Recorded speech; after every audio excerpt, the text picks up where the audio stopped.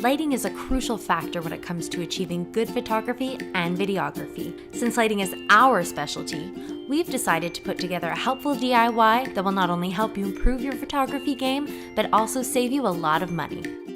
For this DIY project, you'll need one large clear storage container, diffusing paper, white poster board, LED bulbs, clamp work lights, or a desk lamp, or an LED work light. Place your plastic storage bin on its side so the opening is facing out. To create a seamless backdrop, tape your white poster board to the top back seam of the bin.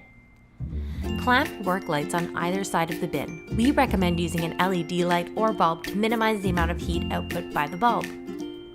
Place a white paper on the top to bounce the light into the bin.